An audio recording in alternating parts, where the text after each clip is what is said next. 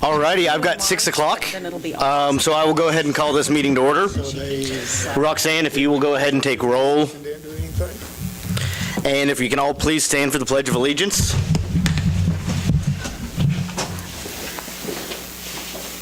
I pledge allegiance to the flag of the United States of America and to the republic for which it stands, one nation, under God, indivisible, with liberty and justice for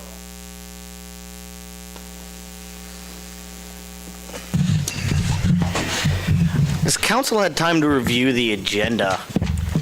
Make a motion that Wait, give me a second. I have, Ron's going to make a little amendment here. I'll make a motion to amend the agenda and move E, Humanity House, to request new business up to item A. I'll second that. The motion is to move, to amend the agenda and move item E to item A. All those in favor, please show a voting sign. Now you're in line. As amended. I'll make a motion to approve the agenda as Amended. I'll second. The motion at hand is to approve the agenda as amended. All those in favor, it has been seconded. All those in favor, please show a voting sign. So moved. Consent agenda, or public comments. Persons wishing to address the council at this time may do so. Persons who wish to address council regarding items not on the agenda that are under the jurisdiction of the city may do so when called upon by the mayor. Comments on personnel matters, matters pending in the courts, or other outside tribunals are not permitted. Speakers are limited to 3 minutes. Any speakers? Okay, that's what I thought. Let's keep going. Consent agenda. Mr. Mayor, I just wanted to make one quick correction on the holidays. We had December 24th as Tuesday and December 25th as Tuesday, so December 25th should be Wednesday on there, but other than that, that's... I was wondering about that.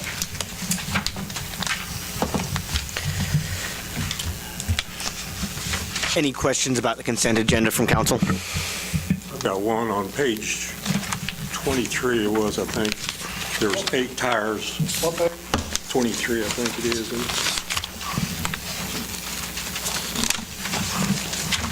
From Kansas Land Tire Wholesale, there was 8 tires bought, but it doesn't say which vehicle, or do they keep track of that? Yeah, that is PD, right, 511? I think they buy tires in bulk, and then as they need them, they go down and have them mounted and put on.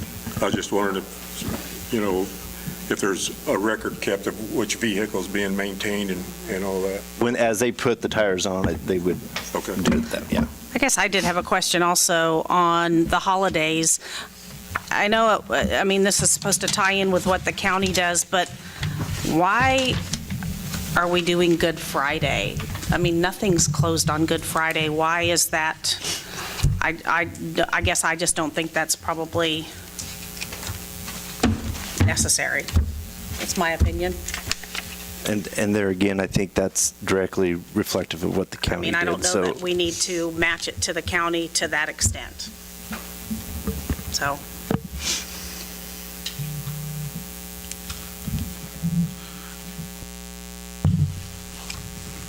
I would agree if we are looking to save a little bit of money, even if we took out one holiday, which was Good Friday. I think that could be something that, is a pretty substantial amount of money when we look at holidays and things of that nature. Is any of this contractual, though, i.e., or is it just based on precedent? I.e., like I'm under a contract to work X number of days. I don't pick the days I work, but I'm under contract and those are the only days. So once I hit my contractual days, that's it. I don't think so, because we're the ones that determine this, and last year was when we said to tie it to the county. And I guess just looking at this, looking at everything as a whole, I just don't know that that's, you still get mail delivery, banks are still open. I guess I just don't look at that as school still in session. It's just not generally a holiday that people get paid. So I mean, I understand a lot of places don't get Christmas Eve. I know we used to give a half a day Christmas Eve. I don't have an issue with Christmas Eve. I'm just saying that I think Good Friday is just pushing it a little bit too much. So, And correct me if I'm wrong, Corey, I think that was the day that was selected as the floating holiday, because we have those set out in the personnel policy, and then we have a floating holiday. I And thought the floating holiday was what was used for Christmas Eve day, I think that was probably, or the Thursday or the Friday after Thanksgiving. no, Thursday and Friday after Thanksgiving are standard. I think typically it is a half a day at Christmas Eve, and so we had a half a day someplace, and we just used that to match with the county. So if we take away Good Friday, I guess what I'm saying is we'd still have, technically by personnel policy, have a half a day floating around out there for the floating holiday. Well, you know, the way I look at it, we're going to be paying them one way or the other. I mean, if they're working or if they're off. You know, I feel that's kind of a gesture to our city employees to say thank you for the job that they are doing for us and doing a good job. Well, yes and no, we pay them, but, you know, your fire department They're or some still of those accruing time departments, yeah, I mean, some of those departments that have to, if that's their regular day, then they're going to get that holiday some other time. So you're still, so it's a yes and no, depending on the department. I just wanted to bring it up. I mean, I just thought that it was kind of odd. I mean, the last time I had Good Friday off somewhere was when I went to a Catholic school. So even if we took this off, they'd still get that day, right? They'd still get at least half a day somewhere. Somewhere. Yeah. Okay. That But we're- wasn't that floating holiday something that was before you guys, before this was ever switched over to mimic the county? People always had a floating holiday, just very fit it on the calendar. It could have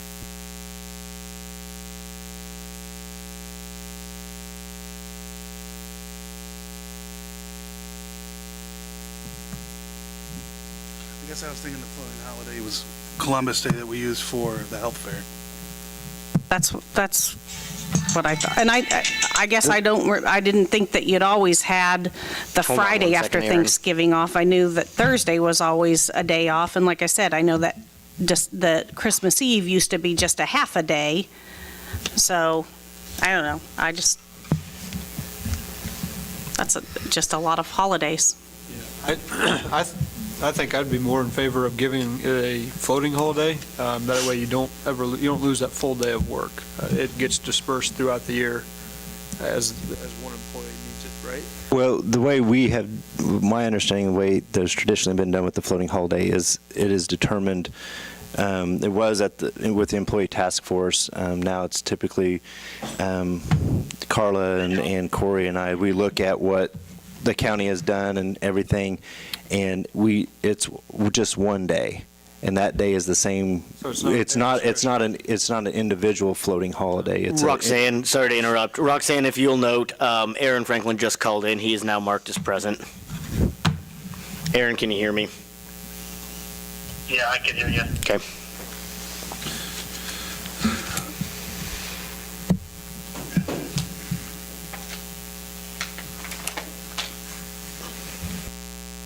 Does the policy manual state a given number of holidays? It includes everything that is on there, and except for a half day at Christmas Eve, and then has the floating holiday. So basically, what we're giving is a half day. One way or the other, we're giving them an extra half day on Christmas Eve, is the way that I'm going to kind of view that, right? Because they get the full day. It's whether or not you get them half a day on Christmas Eve, per the policy, or a full day on Christmas Eve, per the policy.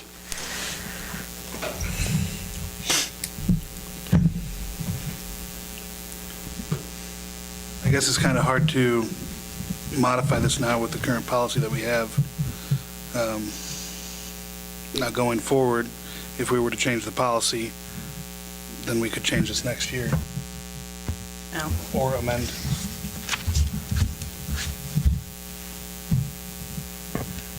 Is that about right, Yeah. Sid?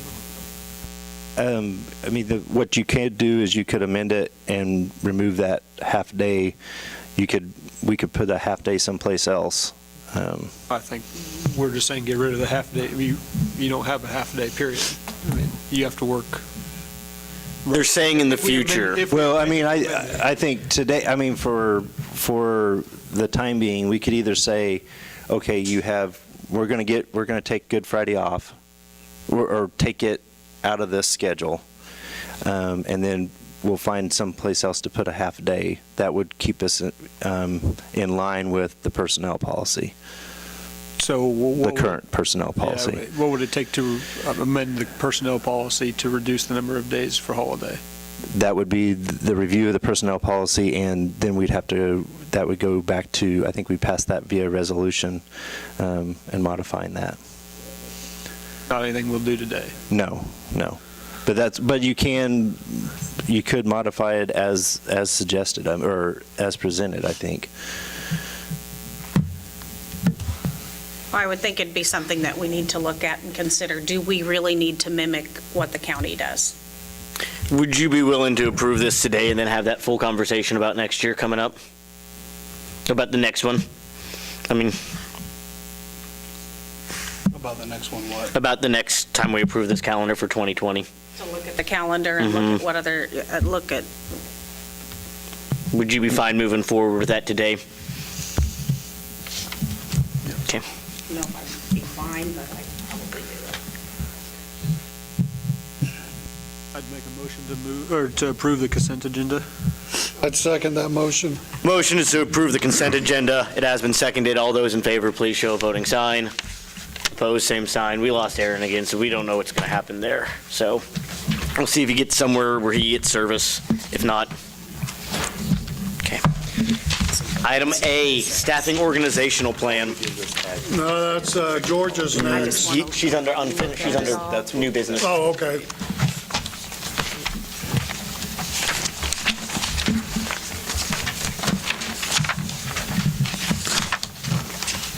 I was trying to get you up there in a hurry, Georgia.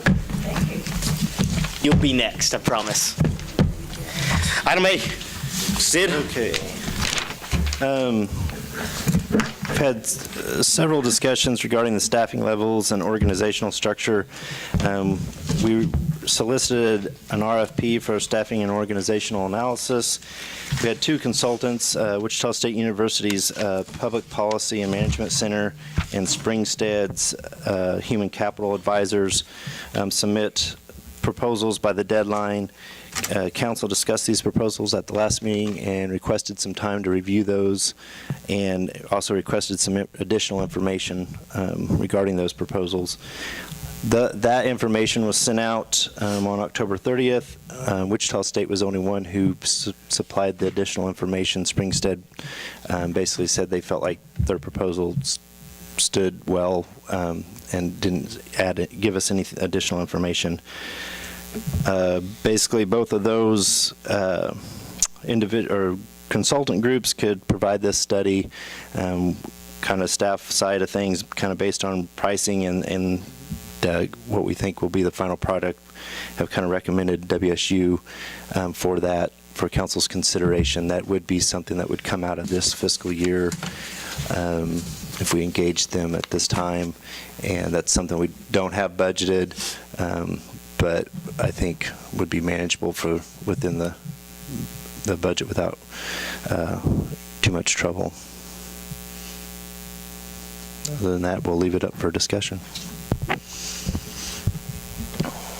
I guess my issue with this is, I mean, we talk cut, and now we're adding something, but yet we've cut some other services. The other thing is since we've been discussing this over the last several months, how many positions have vacated, whether they've quit or retired or whatever, and how many times has that been brought to us for discussion and discussion about that department to see if we can at that time now look at that department as a whole and see if that position really needs to be filled, or if we could cross-train somebody or do without that position. I don't think we've done enough on our own yet to justify spending money on a study. We're talking about the biggest expense in our entire city. And so, I mean, you're talking literally the biggest expense, which is personnel. And so when you're talking in that expense, I don't see $16,000 when you're talking about a massive plan that's going to organize this city for the next 5, 10, maybe 15, 20 years down the line. You're not talking about a whole lot of money in this that maybe end up saving us tens or hundreds or millions of dollars in the long term. I would rather have it done right at the bat. And then instead of saying, oh, we did this and we did this in a piecemeal approach, let's do this as a big organized study. Let's do it across every department. This is our big cost. This is the thing that we are going to be grappling with, not just next year or 5 years, but we're going to grapple with this for the entire history of this city. Let's at least set ourselves on the right foot when we're having these conversations about staffing levels. Let's get some good data. But is it something, though, that we should work on ourselves over the course of the next year and budget for something like this the following year? See what we can do, look at things ourselves, and then budget for it and have this done, if it's necessary.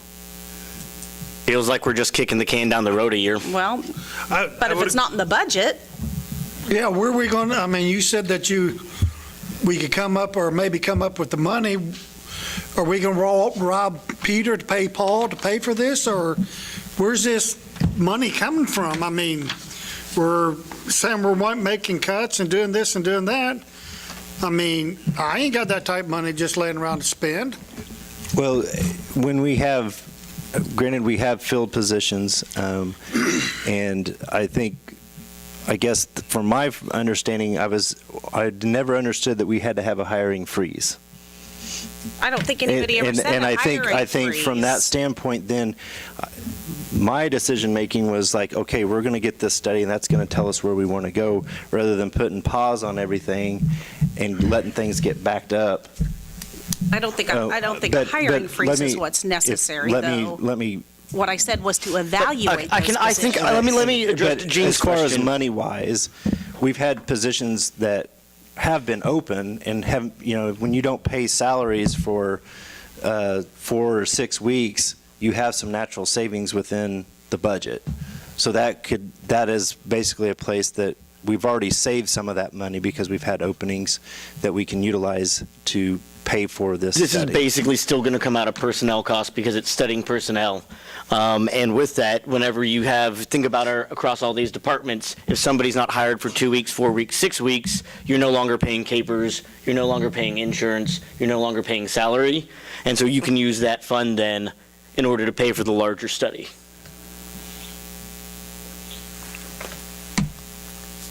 On the flip side, though, if they quit, then we pay them out their vacation time.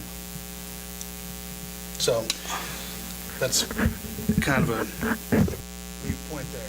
We do, but on the retirements, especially which are typically the big ones, we have already got things in place that we save back money each year to basically pay that out, knowing that that's probably going to come. Granted, if somebody just quits, we don't have that prepared for. So Right. I agree with Nancy. I don't know that I can justify spending $17,000, $16,000. First of all, after reading through both of them, I wasn't very impressed with Wichita's presentation. I was more impressed with the one out of Minnesota. They seem to have more of a, I would say, a better understanding, but then going through and looking at what we're exactly trying to do with the staffing study. The only one that they actually have listed as a staffing study is currently going on right now, that they don't even have complete. Now, they've done organizational studies and things like that, but if we're looking for a staffing study, nobody's done one yet. So if I were to go for one, it would be the one out of Minnesota, but I can't justify spending $21,000 when we have, out of our policy manual, we have the elimination of position and reduction workforce, where it says the department head, human resource manager, assistant city administrator, and the city administrator shall discuss the elimination of a position and/or the reduction of the workforce. The city administrator may determine a position should be eliminated or a reduction of workforce is necessary in a department. Seniority, performance, and other measurable criteria will be used to determine layoffs when the decision has been made to reduce the workforce.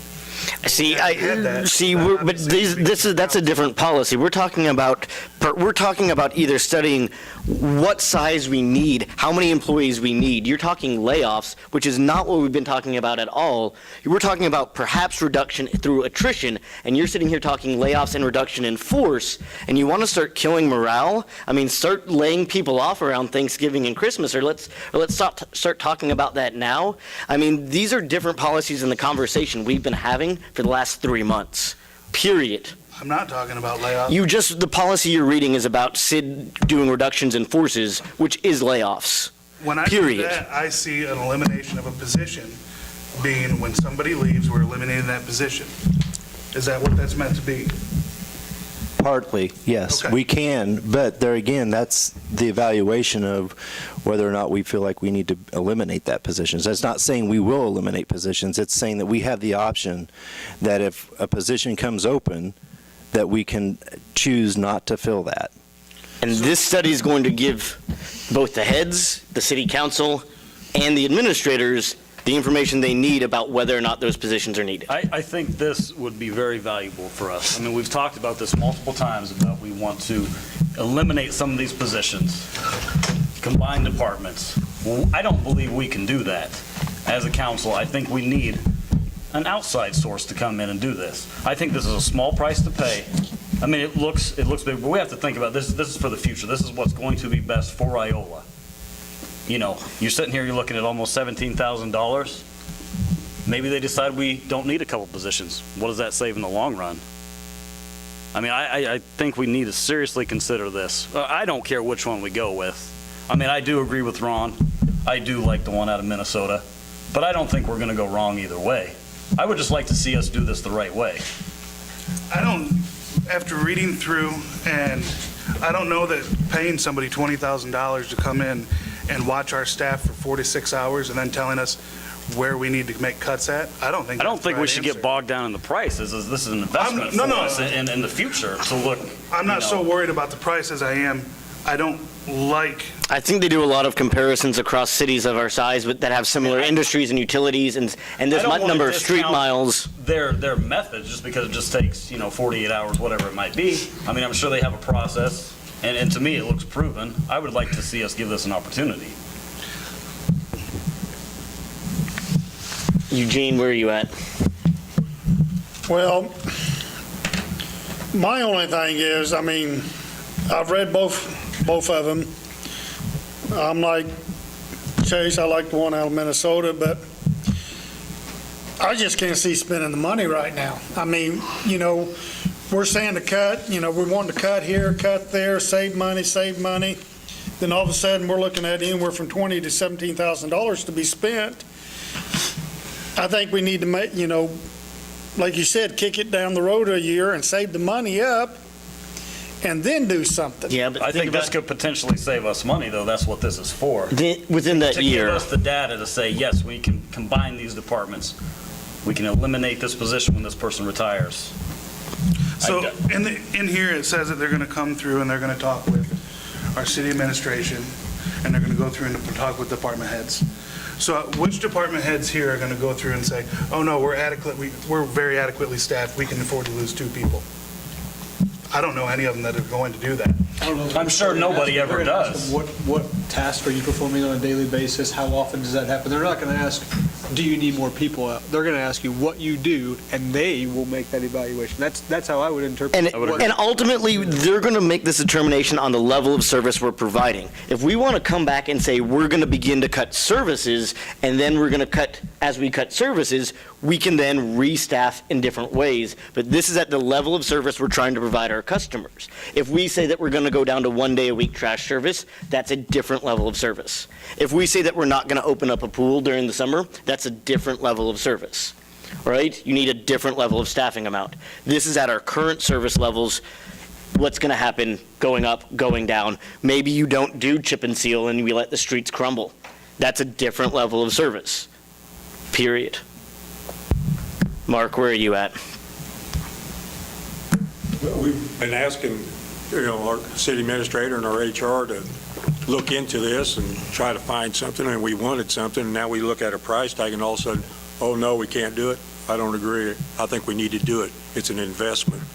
I think also we need to wait till we have a full council here to vote on this. So I think we can do it now. Is that a motion? Yeah. What's your motion?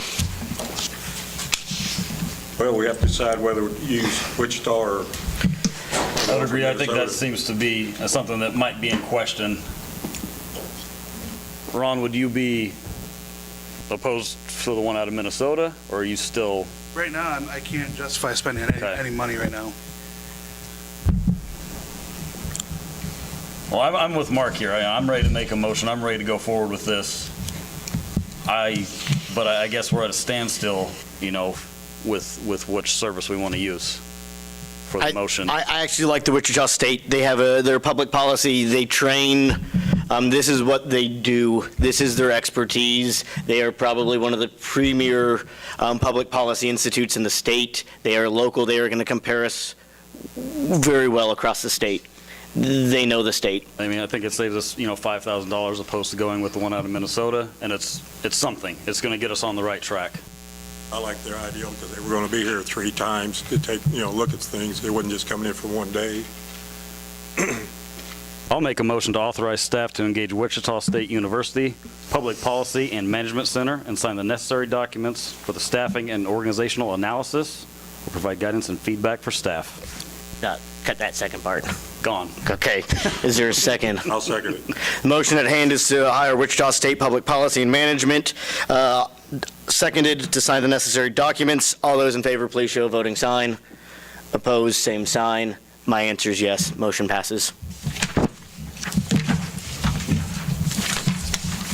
New business, item A, Humanity House.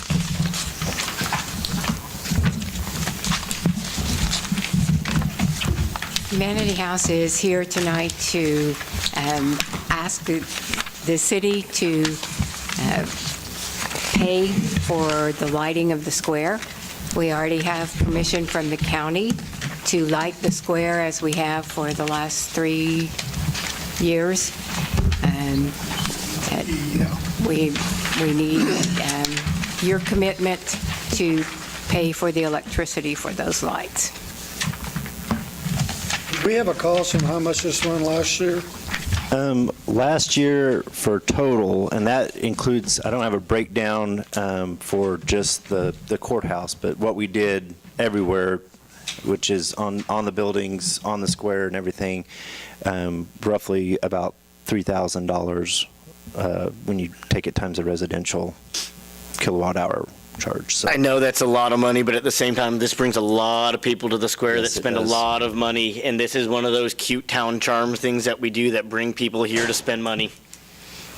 And just for your information, Humanity House pays an average of $3,400 in utility bills for residents every month. And I, correct me if I'm wrong, Georgia, but you guys do have timers for those lights now so that they won't be on, that helps limit so they're not always on.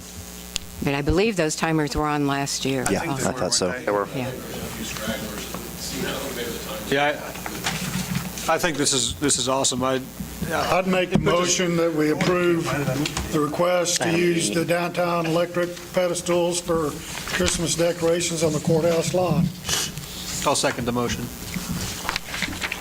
Motion at hand is to approve the Humanity House request to use the downtown electric pedestals. It has been seconded. All those in favor, please show a voting sign. Opposed, same sign. Motion passes. Thank you. Thank you. Item A, which is now A. Policy review. Mr. Mayor, members of council, we're going to come back to the personnel policy that was requested, and it's up for your review. Again, if we make changes, we'll have to come back with a resolution with those changes put in there.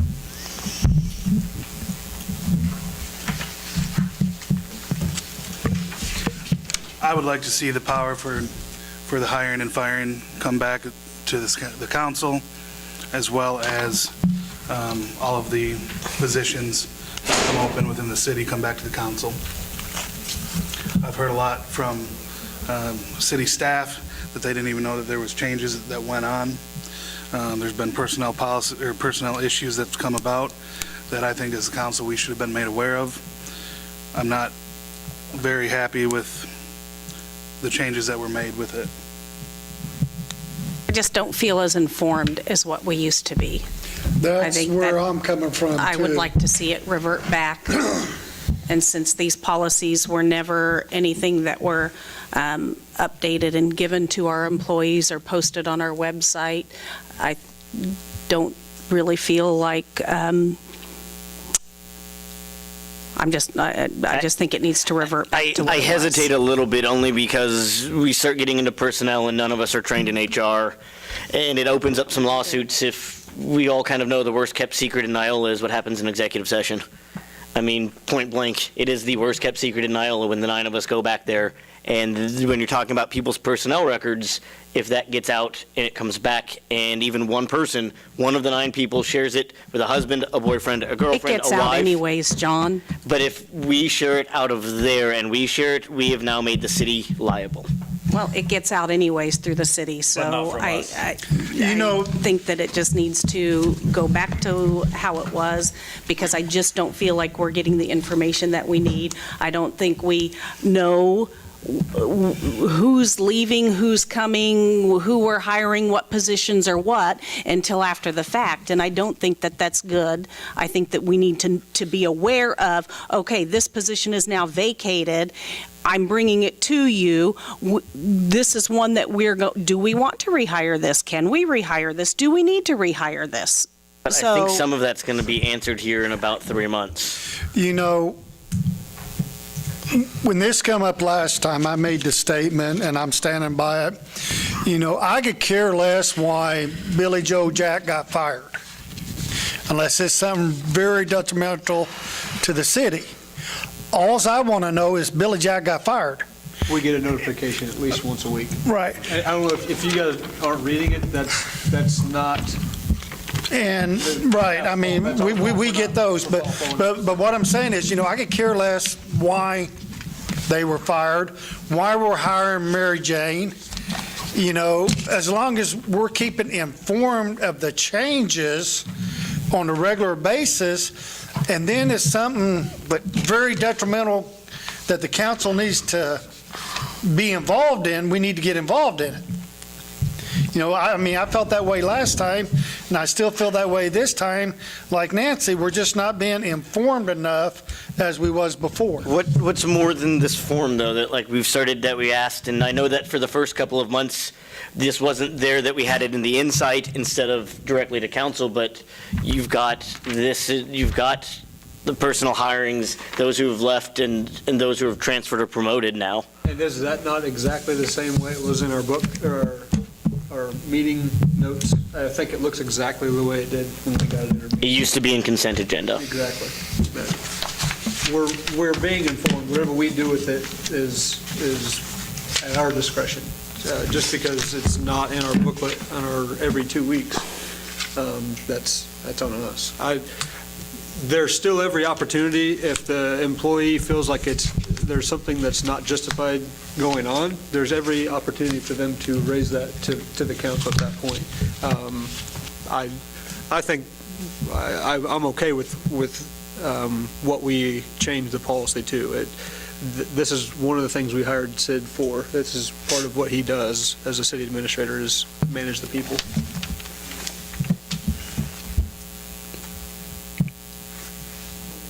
I mean, I think we're misguided if we're going to sit here and we're going to try to micromanage. That's not what we're here for. We're not. We need to have faith in the department heads. We need to have faith in Sid. And we're not here to micromanage. That's not our job. And we're going to just sit here, and I feel like we're going to beat our heads against the wall with this, just like we do every time. Mark? Just change it 6 months ago to allowing them to do it. Let's give it a chance. I agree. I mean, I'm not saying I'm not against the policy. I'm just saying, we need to be kept informed of what is going on. So what would you like to see different to be informed, Eugene? Well, I mean, getting this back into the packets like it is now, honestly, I don't always read the emails from my Gmail. It's in the packet. Right, but now it's being put back in the packet, and that's what I like is I get this packet every 2 weeks, and I can sit and read through it, and I can see the personnel changes. That's what I was all along. Last time, that's what I stated was I could care less who's coming and going as long as we're being informed. That's what I want to keep, is being informed of who coming and going. And if it's something that the council, some reason why the council needs to know why a person was fired or let go, then I'm sure Sid, Roxanne, Carla, Corey will let us know. And that's what I wanted last time, and now it's been put back into the package, which I appreciate that.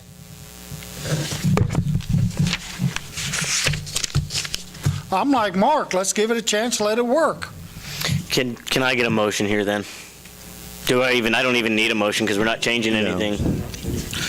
I want everybody to kind of think back over the last couple months about things that have happened, or executive sessions that have happened, things that we didn't know that were going on.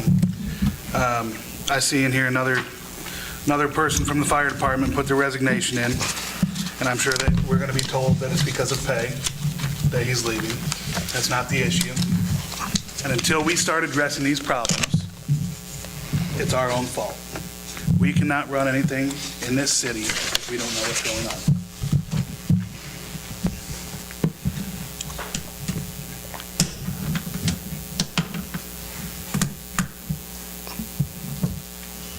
Would you like to make a motion here? I don't think there's a motion to make, is there? You can move that he drafts it, but I don't think you'll have the votes for that. I'll absolutely make a motion to redraft the personnel policy manual to bring the hiring, firing, approvals and everything to do with hiring back to the city council. Is there a second? Yeah, I would second that motion. There's a motion and a second. All those in favor, please show a voting sign. Opposed, same signs. Motion fails. Item B, cost of living.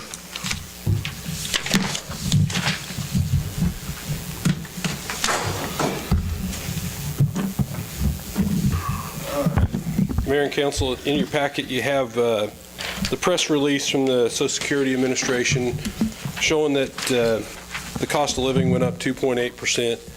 We have 2% budgeted in our budget across the board.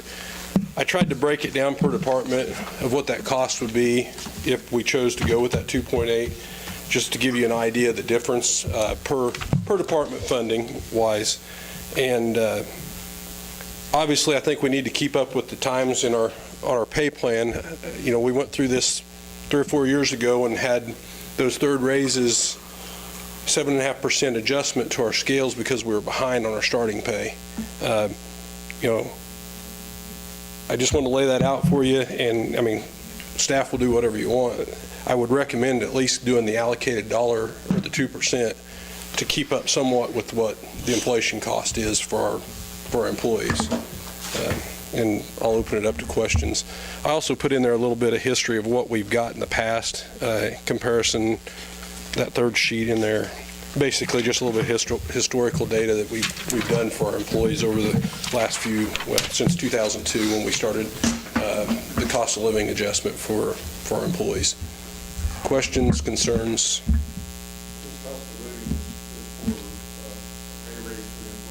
Correct. It will adjust our pay scale, Mark, and everybody that is in a pay now every employee will get that increase. We won't withhold that from Why is the anybody. increase in the general fund?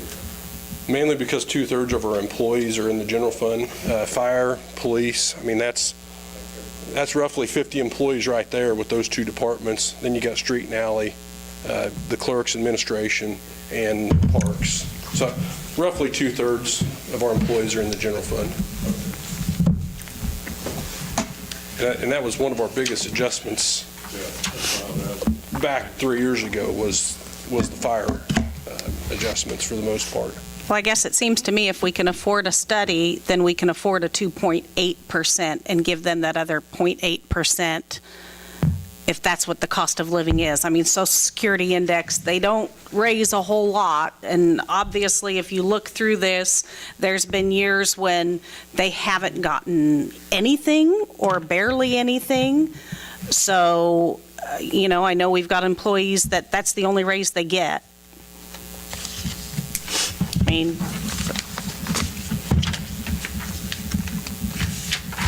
Do we need to make a motion to approve this? Yes. Whether you're going to approve, any percentage that you approve must be approved here. And that can be anywhere from 0 to 9, whatever you want to do on this, we've budgeted to. In our policy, Gene, it says we bring this to you guys every year. Right. for approval. Well, I would like to make the motion that we approve the COLA of 2.8 for the effective date payroll in January 2019. Second. There's a motion and a second of approving a 2.8% COLA raise effective January 19. All those in favor, show voting sign. Opposed, same sign. Item C, work order.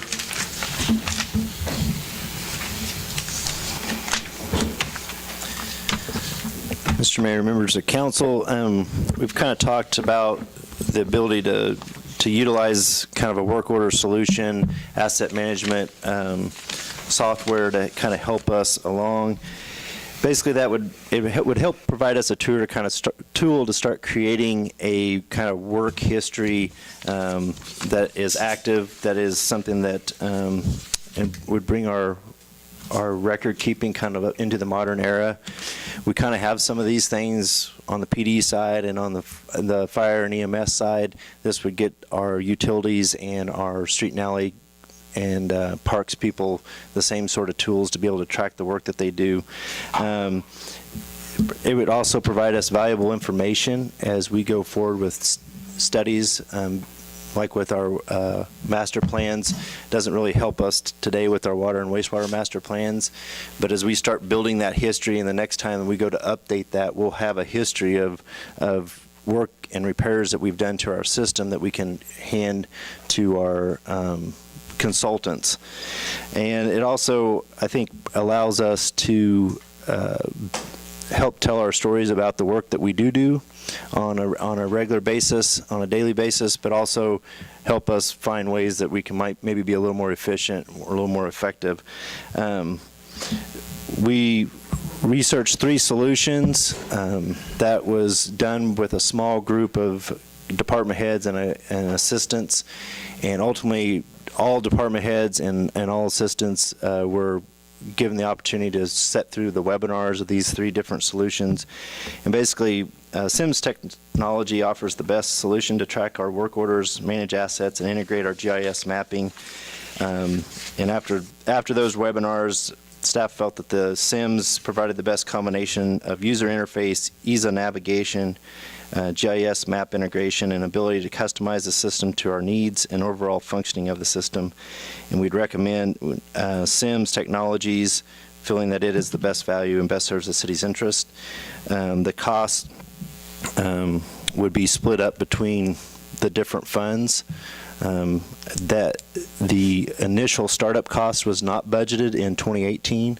We did in the 2019 budget account for the annual fee, thinking that we were going to get to the startup part of it in 18. We didn't have that in the 18 budget because at August of 17 we weren't this far along thinking about the work order asset management system. But that would basically, for the fiscal year 18, we're talking about $6,500 for the general fund, gas, water, electric, and wastewater funds to get this going. And then, like I said, the annual fee or the ongoing fee is already in the budget for 19. I visited with a couple of the departments, and one department told me that they already got a system that they're using, that they input their information in on a weekly basis and keeps track of this stuff. Once again, we're wanting to spend a big chunk of money for this study, when I feel that for now, if we start using a paper system that's filled out daily, we can keep track of this stuff and then budget the money for this instead of all of a sudden just saying, boom, we got to pull this money out. And I guess visiting with department heads, they've been involved with this whole process. I do know that one department has some software that they use to track their equipment, the work that they do on their equipment. As far as the work that they do within the system, whether that's repairing streets or repairing a water break or any of that, that's all done on paper. And when we have an engineer ask us, well, can you list your water breaks, we have to spend countless hours of staff time going through our files to get them a list of our water main breaks over the last 5 years, rather than being able to just go and print a report. That's what we're trying to get to here. So what I just heard was that out of convenience is what we want this for, rather than taking the man hours, because $13,000 a year is a lot of man hours. But I think this again, this is a long-term, big picture type of thing that we're going to. I think it's going to answer several of our questions about, especially when we're coming up about fleet maintenance and whether or not we actually need some of these pieces of equipment. And I think it's going to answer some of our questions about how much do we need to actually invest in infrastructure, how much we're losing out. When that water main breaks, whenever we find out that water runs until we get there to shut it off. Or how often the electric goes down. When the electric's down, our customers aren't using, which means we're ultimately losing money on those. I think as well, we're talking big picture here, and we're talking again on the next one about fleet replacement and how often that we do it. And every time the question that keeps coming up is, what does the maintenance look like on this? What does the maintenance look like on this?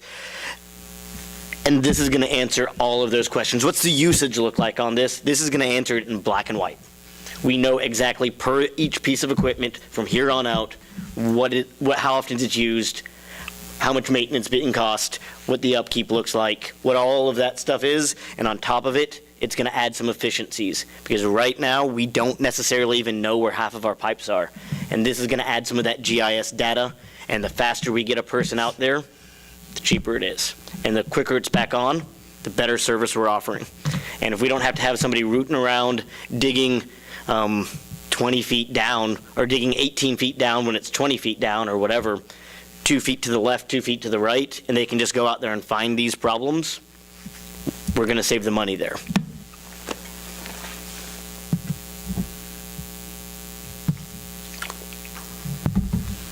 So what all are these services going to provide for us? Because I thought it was just tracking like our work orders and time. I didn't know it had the geographic. Our map, our GIS information will be integrated into that. So, so the idea is that we can have technicians out in the field and get a work order, and they can pull up the map, the GIS map on a tablet or some sort of device, and they can see where everything is. They can see it all right there. So they don't. Without this, we've got the GIS without this. Right, but this will tie what work we do on those assets to the asset. What's the cost of tying it in? Because that's not included in these costs, right?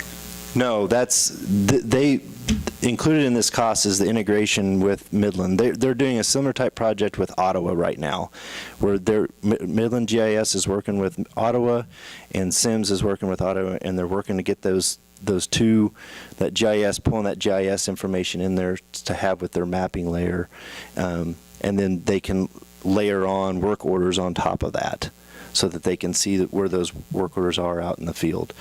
I think, one of the places that I see big efficiencies, I think, every Tuesday we have shut-offs, and whether or not we like shut-offs and whether or not all that, is we've got guys that they get the stack of work orders, they go out, they shut them off, and they come back, and then maybe they've got two that says, okay, well, they paid, so then they go back out, and they're going back and forth all day. Now they can be out in the field, and as those come in, boom, boom, boom, they don't have to come back to the office and check that all the time.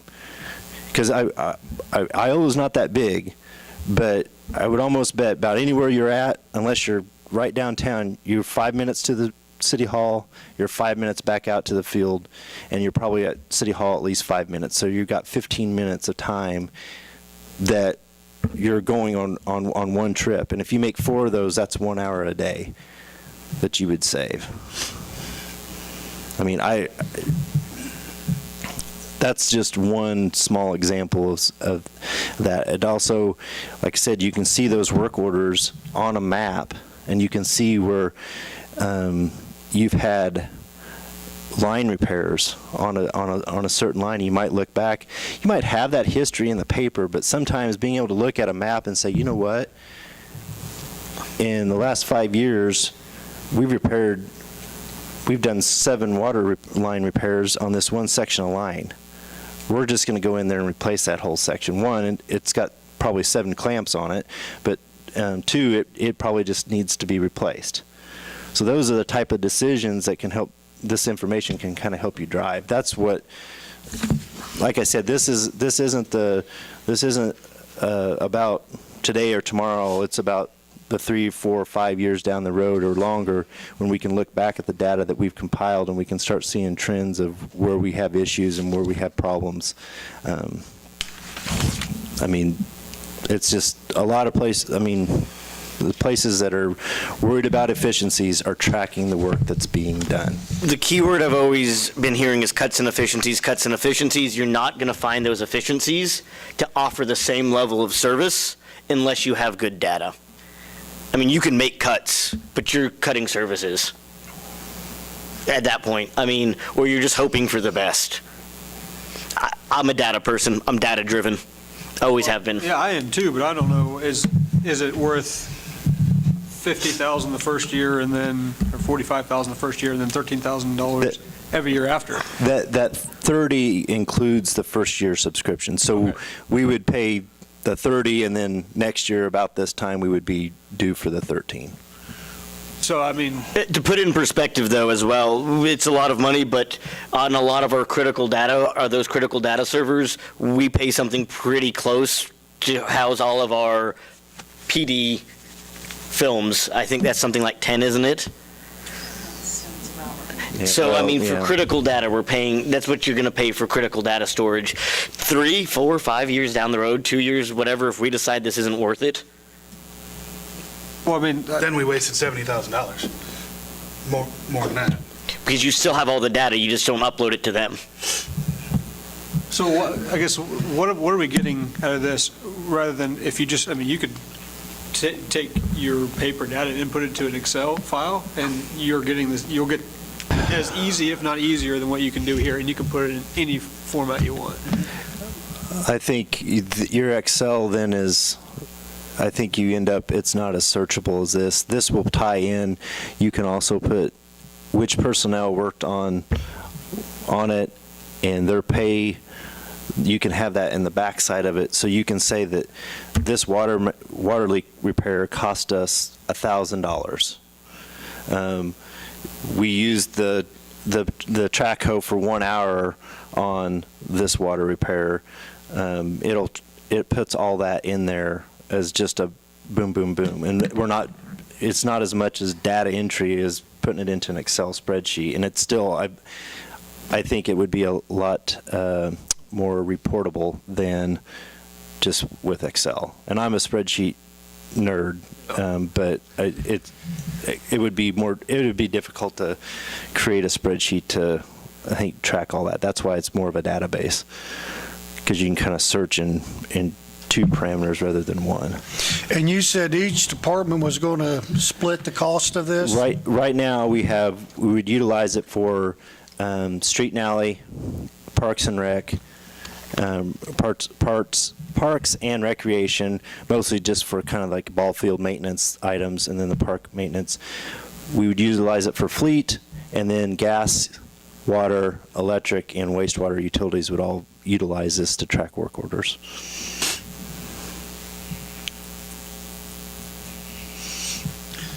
And sorry, why Sims instead of iWork? I think when we, and if you have any input, Corey, you can jump in too. I think when we looked at it initially, I was familiar with Facility Dude or Dude Solutions, and I liked how their interface worked. The staff kind of liked what iWorks was. We looked at Sims, and we all, after we watched the initial webinar with Sims, were like, that's the one, because the ease of use, and it also offers, if a department head likes to look at things in a list view for their work that they're doing, they can do that. If they want to look at it at a calendar view, as what is coming up on the calendar, they can. So it allows you to have a little bit, some kind of tweaks per the users, so that it's not just and everybody's looking at the same thing. There's a little bit of customization for each person can kind of have it set up for how they like to view the work that they have on. What additional funding are we looking at for the handheld devices that will go out in the field with everybody? Because does this include that type of stuff? Does it include iPads or whatever kind of handheld device that they're going to have out there with them, and the internet connection, the Wi-Fi connection to get those? How is that going to be handled? That is going to be, right now, I think we're talking about 2 units that are going to be in trucks initially, mainly those service technicians, maybe 1 or 2 additional ones on the electric side. We haven't really kind of fine-tuned that. Those costs will be in the small equipment that we have already budgeted in those funds, I think. Won't there be, for something like this that's cloud-based, they're going to need Wi-Fi, they're going to need that connectivity also, so that also has to be figured in along with this? Yeah, but I think coming up in the near future, and I'm just saying in the near future, coming up on some of that connectivity, I believe our contracts are about to expire with both the wireless service providers, and we can make that part of the deal. You're not going to expect people to use their own personal devices for this, are you? No. Department heads already get a stipend, I believe all of them do, for their cell phones, yes. So them being able to utilize their phone for this. And actually, our 2 service trucks do too, Yeah. as well, so they could use their own smartphones for. But well. the idea of having it in the truck is that way if that person's gone, it's tied to the truck necessarily, not necessarily to the person. That way the truck still gets information. This is something that Westar and all these other utility providers are using and have been probably for 10 years to track their work orders and things. The Sims, from my standpoint, is a lot more user-friendly. And it makes me feel more comfortable going with them when Ottawa's going through the same thing. They're similar to us in how they provide utilities, with the exception of electric, I believe. I think they've got gas. And in Hillsborough, I've talked to their city administrator there. They use Sims, and he's been very pleased with what they're able to give them, and being able to utilize that for their electric and water systems. I think this is a building block for us, guys. Honestly, it's something that we don't have now, and it can be as big as we want to make it. You can upload pictures and different things when you have things happen on this thing, and it's at the click of their finger, rather than having to go in and try and find that map book that has that in it and take that much more time to find it. I think it's a great tool. I know it costs a lot, but I think in long term it'll pay us some dividends. There's no doubt. But just my take. Do I got a motion here? Or is there any further comments? Is this something the department heads think that they'll actually use, or something they'll be forced to use? I mean, I don't want us to pay for the service and then we don't actually take advantage of it. I mean, I think we've had those conversations, and I feel like my understanding from them, now granted, I can be wrong, that they're comfortable with this and are getting, when the idea is first brought up, yeah, there's some resistance, but I think it was interesting when we watched the Sims webinar the first time. Everybody was like, "Yep, that's the one we want."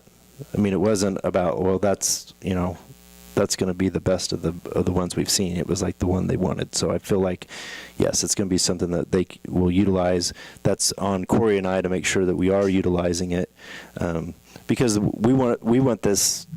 I don't want to spend $30,000 or $40,000 and it not be utilized. I think we need to do it and get in. It's going to be a shift in how we do work. I think some of them have been worried about, is it going to create more work for them? And I'm saying, and I've told them, I said, you've done a lot of this sometimes on paper. Now we do it electronically. Now when we need to see it, we hit a button and here's a report on what it cost us to do chip seal this year. so like we talked about maintenance repairs on equipment.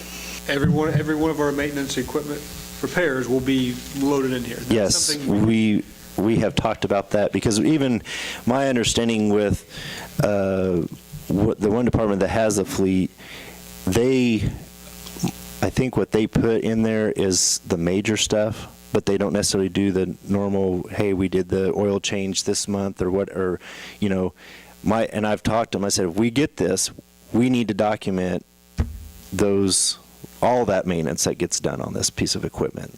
That way it's accurate. We know that, yes, we've changed the oil every 3,000 miles or whatever.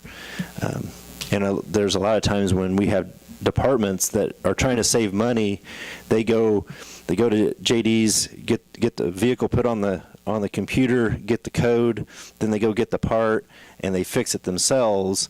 And I've told them, I said, we need to track that as well, because we want to make sure that we're tracking all the maintenance that we're doing on this equipment.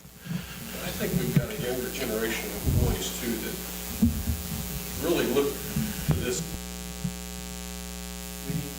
It's tough for me to adjust, but I think that the younger guys really like it.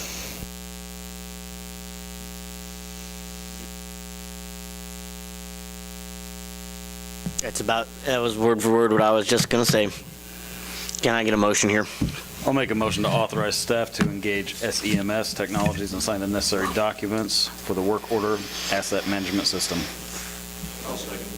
There's a motion and a second. All those in favor, please show a voting sign. Opposed, same sign. Motion passes. Better start finding some money around here.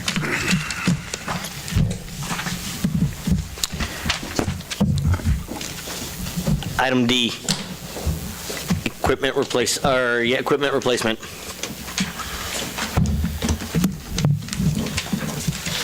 So, as requested, staff, I prepared a fleet replacement policy.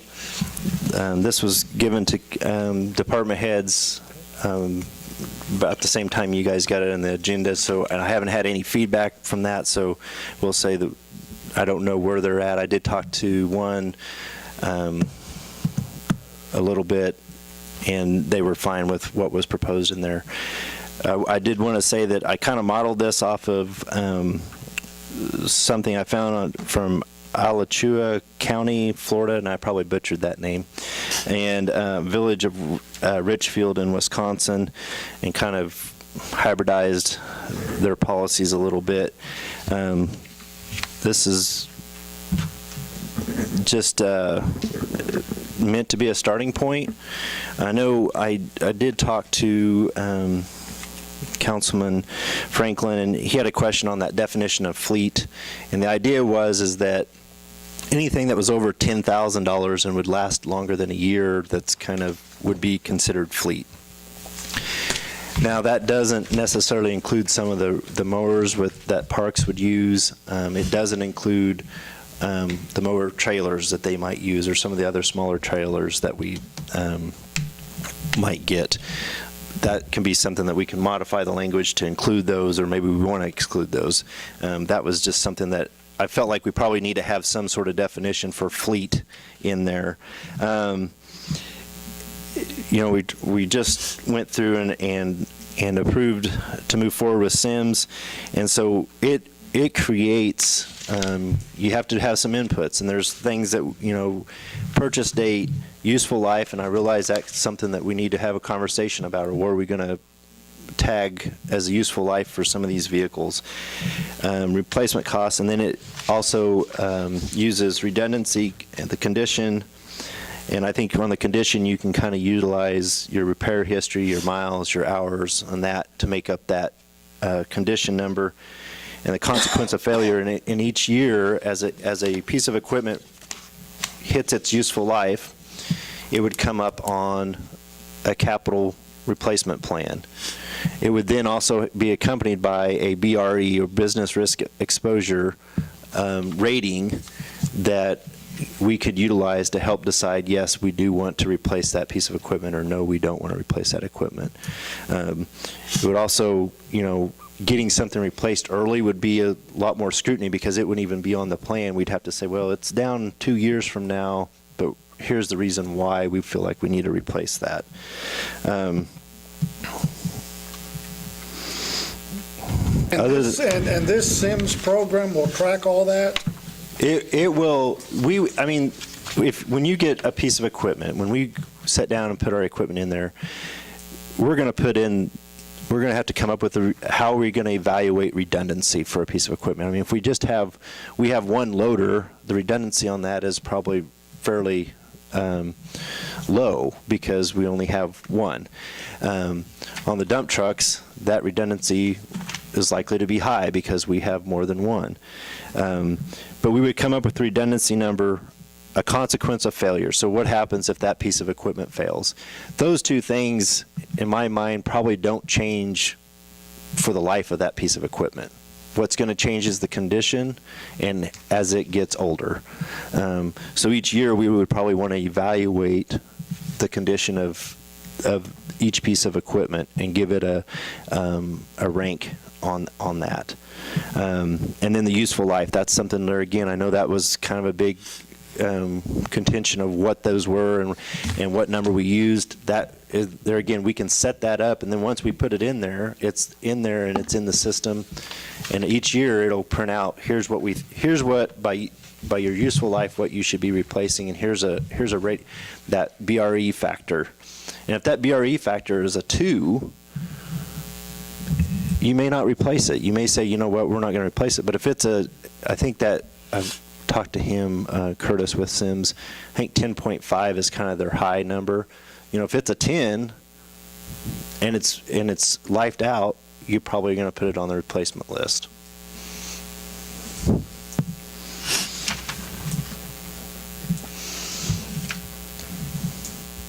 I think it's a good start. I do think we still have some of these problems of how do we determine life expectancy, but I think those are conversations for other days. How does the council feel about this system in general?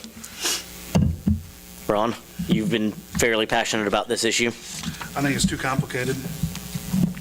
I think we're overthinking all of this. When we budget for the piece of equipment, when it meets the certain criteria, it comes to the council, and we vote on it if we want to replace it or not. If you look back at the through the consent agenda, we spent $8,600 on fixing our oldest fire truck that we have that the job can be done on with other trucks. These are the problems that we have. We just waste $9,000. We're making this too complicated to buy equipment. It's the council's decision.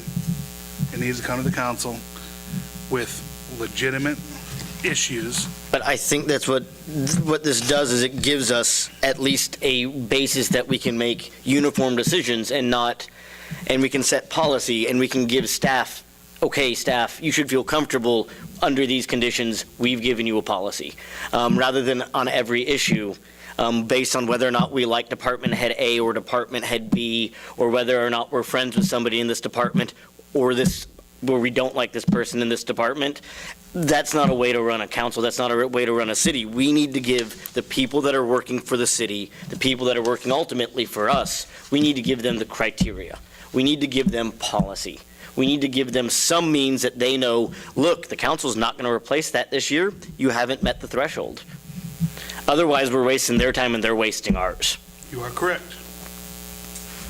And I think this does that. I think it at least gives us a starting point to discuss that.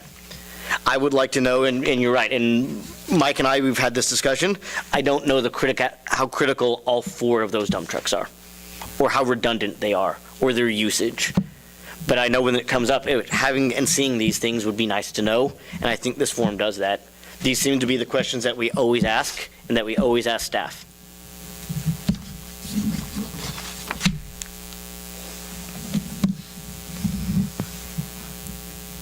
Like I had brought before, I had brought forward a sheet that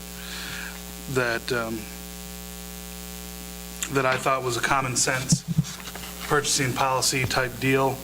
But, I mean, and then we have the purchasing policy in here. Are we gonna follow the purchasing policy because we didn't with the vehicles? That's something that if we're not gonna follow it, we need to take that out. And you were right, Sid, when you said we need to define it, because you're giving staff recommendations based on what our policy is.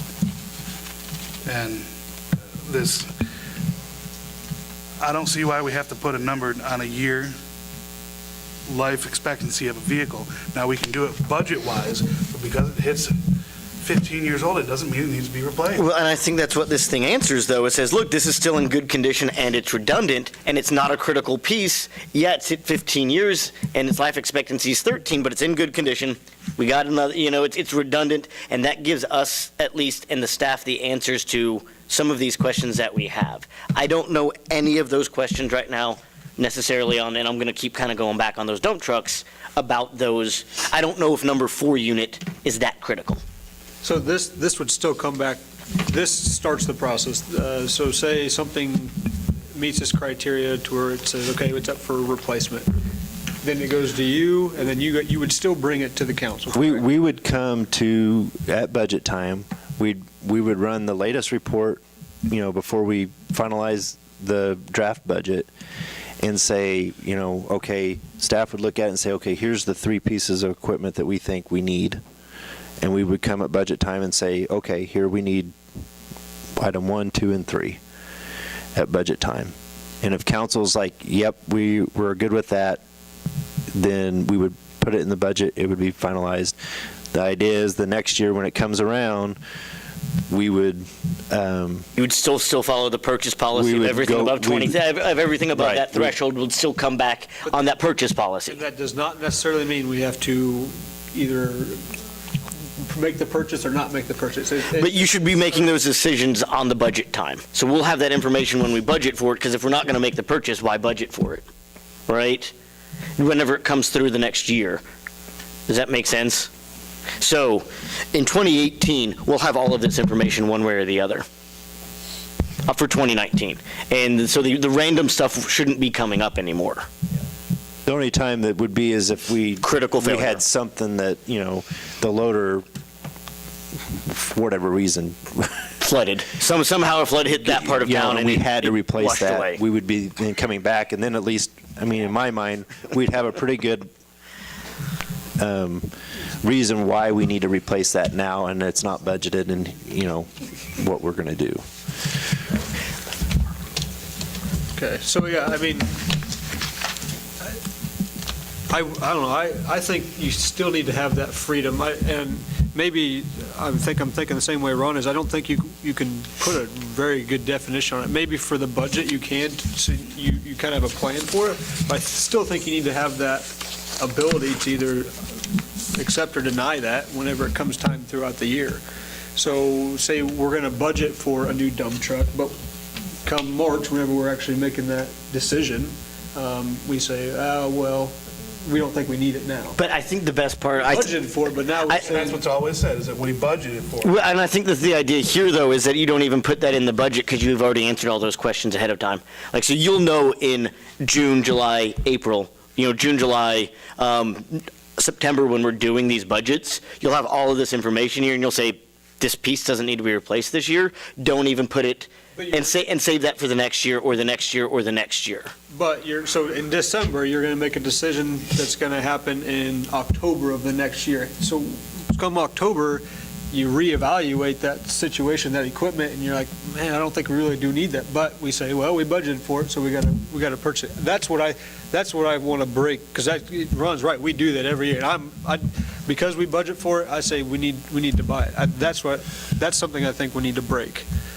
Well, I guess at that point, I mean, each year, staff would look at that when it comes to budget time, or after budget time when it comes to that year to purchase, and say, yeah, I think we can push it, or maybe we can't.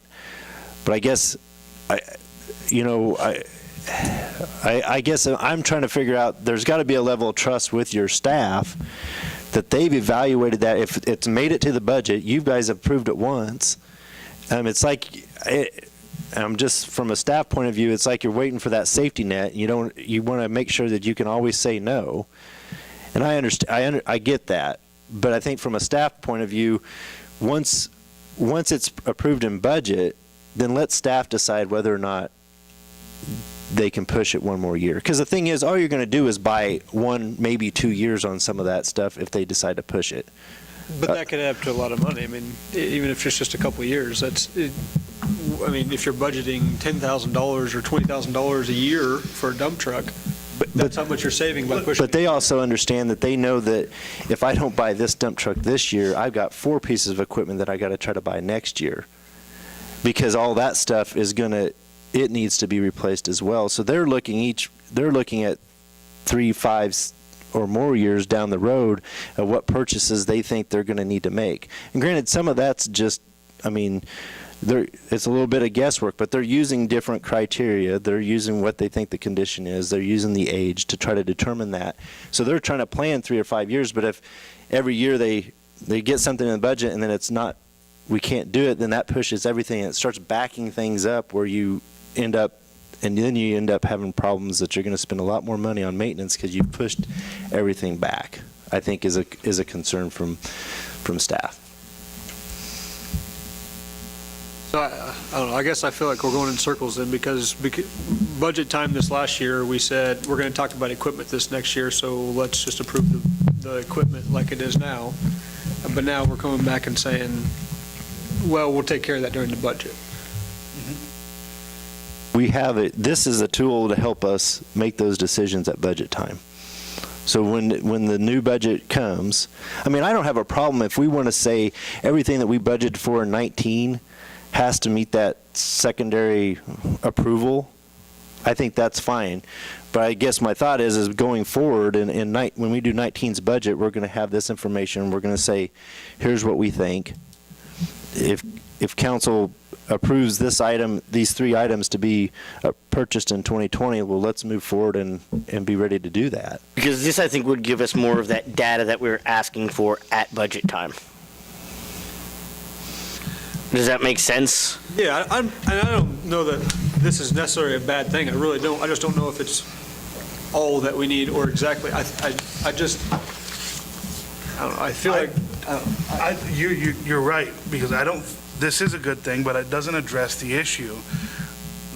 It makes our equipment maybe last a year or 2 longer, when in reality, they can last another 10 to 15 years. We don't have to have the nicest equipment on the road to go dig a hole. How many backhoes did we have? 5?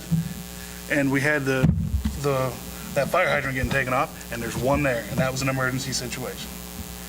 This is where our money's going, keeping up on the maintenance of these things. Wouldn't some of that redundancy answer that question? As you rate them? It depends who you ask. Who's giving the criticality and the condition, and because nobody's going to go through and say, oh, no, these are just fine. I mean, look at our street and alley. I guess I would look at the useful life and the criticality and the redundancy would be items that we would come back to council and discuss. Like, here's what we think these should be rated. And here's how we come up with that. Here's Because the those methodology that we come up with it to standardize. Those are Great. things that That's don't great to have, budget for. those things don't have to, once we kind of establish those won't change. So we can plug those into the system and move forward. And then the other thing we can do is we can set up criteria for the condition. I've seen things where they give 1 point for every so many hours or so many miles of this, and then they have a value in there for repair costs to help come up with a condition value so that we can say, yep, here's the number. It meets this criteria. It's a 5 or it's a 1 or it's a 2. But that all gets thrown out the window if we replace an engine and it's got 300,000 miles on it. It's a new truck again. That's. I don't know that it's a new truck because your hydraulics and all that's going to still be old. You're right, it is. But our major costs are transmissions and engines. Those are going to be our biggest things. And we will have the hydraulic costs. But we're not using our vehicles to their full capacities.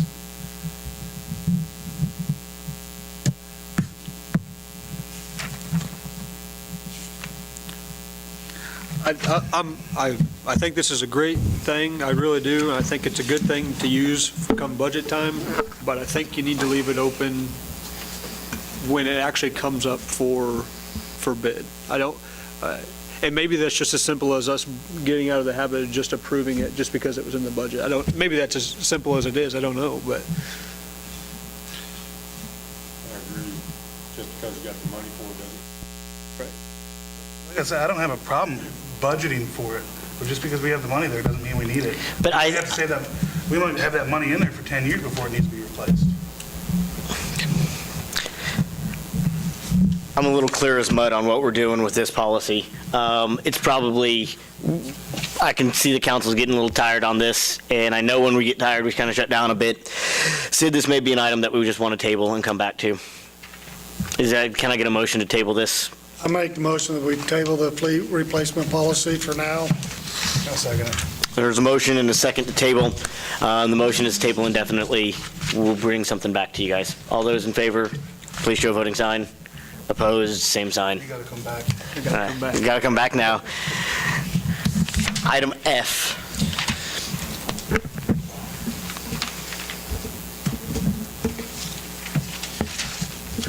Sid? Yes. This is, Alana Kinzel has been working on the Veterans Memorial Garden project on the courthouse lawn, and she has requested that the city provide power, I think, to run their fountain there. The county has agreed to pay for the materials if we handle the labor side of things, and she also would like us to pay for the electric usage.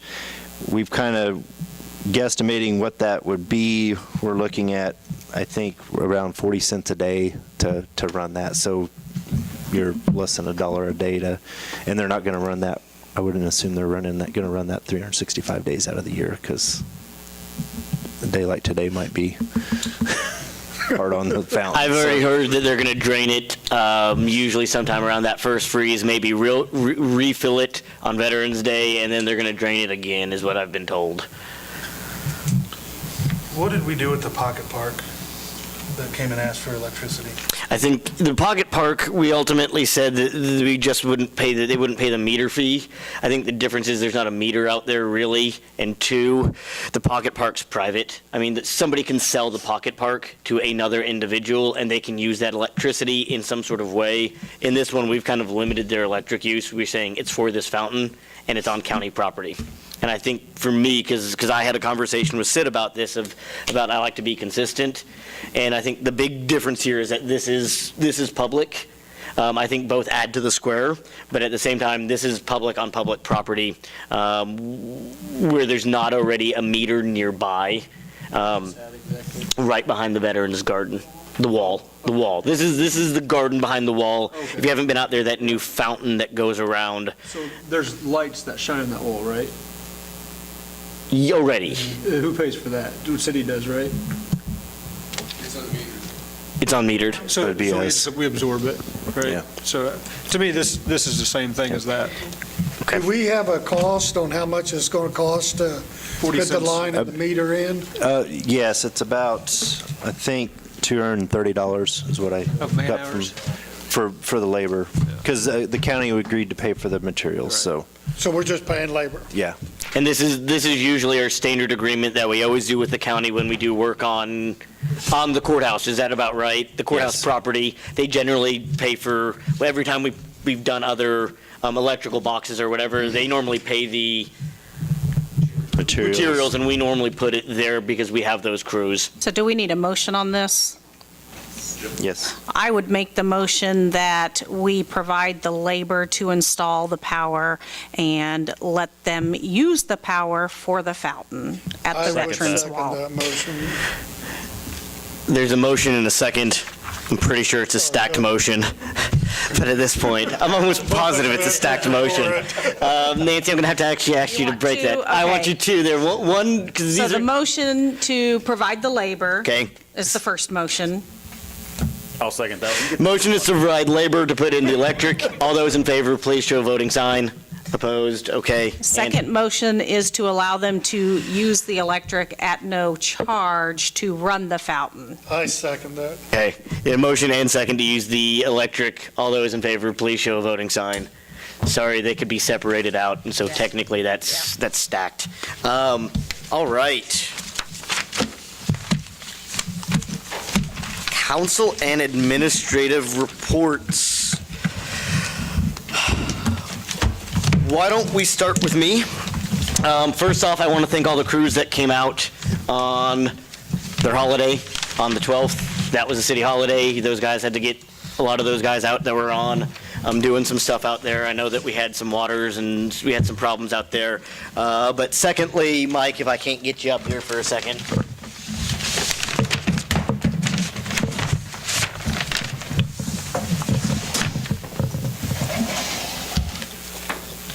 On behalf of the city, I would like to thank you. Between May 8th, 2017 and November 16, 2018, in which time you served on over 35 city council meetings, passed numerous ordinances, resolutions, and proclamations. On behalf of the citizens of Iola, we are grateful for your years of public service, the role you have played as a council member, and the contributions you have made to the city of Iola. Are you leaving us? Appreciate it. Thank you all. Where you going? Thank you. Personally, I would like to thank you. You've been great on the council. You've been great on all your conversations. It's been not always agreeing, but remember, everybody here on this council is doing the best that they think for this city. With that being said, I don't feel comfortable making the appointment at our meeting right after Thanksgiving. Lots of people are going to be gone, basically starting between here and next week. To get them next week to come and fill out a form, probably not going to get very many. Sid and I were talking, I would feel more comfortable coming to the council December 10th. Just to give the citizens next week an ample time to apply for the position. Okay. Ron? The only thing that I have is with the turnover that we have in the council, I would like to look at going to a 5-person council in the future. I think that it's kind of deemed necessary with the turnover that we've had in the last 6 months, 8 months.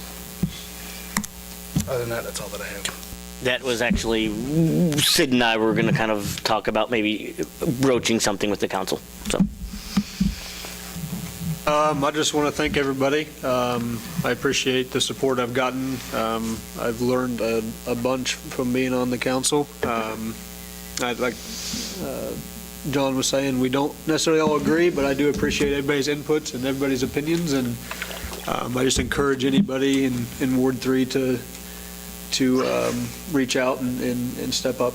It's kind of gratifying job. It's voluntary, and you put a lot of time into it, but you feel good about what you're doing. So just want to thank everybody for the time. You can have your box back, too. Nancy, I don't have anything. thank you. Mark? Just say thanks, Mike. I don't have anything. Eugene? I'd like to say thank you, Mark, for your service, and it's belated. I'd like to say thank you to all of our veterans, past, present, and future out there, and happy Thanksgiving, everybody. Sid? Just real quick, I think the county canvass today, so it's not, I don't think she's published that, but we understand that still no issues. Sales tax initiative did get approved for that, and it'll be extended through December 31st of 2029. And I'm going to be at the KACM conference starting tomorrow, which is the Kansas Association of City and County Managers. Their annual conference tomorrow in Pittsburgh and through Friday. So if you need me, I'll be able to be contacted, but just I won't be in the office. Other than that, that's all I got. I would like to make the motion that we adjourn for the night. Second that. There's a motion second to adjourn. All those in favor, please show a voting sign. You can't vote no. Opposed? Okay. As of now, I can. As of now.